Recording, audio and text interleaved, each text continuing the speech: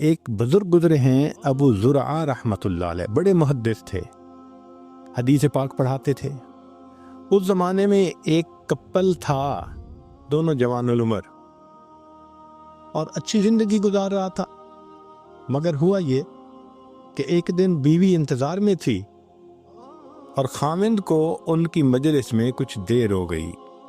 جن روٹین تھا کہ اتنے بجے گھر پہنچ جاتے تھے وہ نہیں پہنچ سکے، تو بیوی مائنڈ کر گئی، غصے میں آ گئی۔ جب خاوند گھر پہنچا تو اس نے کہا کہ آپ دیر سے کیوں آئے؟ اس نے کہا آپ کو پتہ ہے کہ میں ان سے علم پڑھنے کے لیے جاتا ہوں تو وہاں مجھے دیر ہو گئی۔ اس نے غصے میں کہہ دیا تیرے استاد کو کچھ نہیں آتا، تو وہاں سے جا کے کیا سیکھے گا؟ اب اپنے بارے میں تو بات بندہ برداشت کر جاتا ہے، باپ کے بارے میں یا استاد کے بارے میں برداشت کرنا ذرا مشکل ہو جاتا ہے۔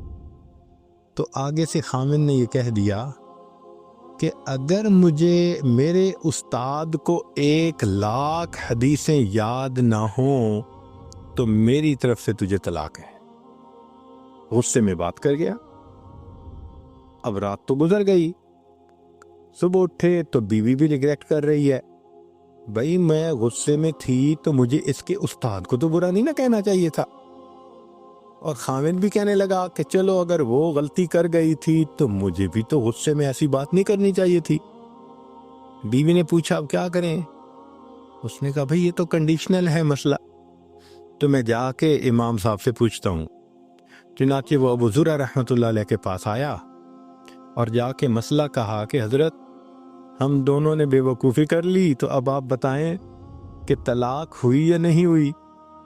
تو ابو زرعہ رحمۃ اللہ علیہ نے بات سنی اور فرمایا کہ جاؤ جا کے میاں بیوی کی طرح رہو، اس لیے کہ 1,00,000 حدیثیں مجھے اس طرح یاد ہیں جس طرح لوگوں کو سورہ فاتحہ یاد ہوتی ہے۔ اس کو قوت حافظہ کی برکت کہتے ہیں۔ جب اللہ تعالیٰ میموری میں برکت دے دیتے ہیں نا، پھر بات بھولتی نہیں ہے۔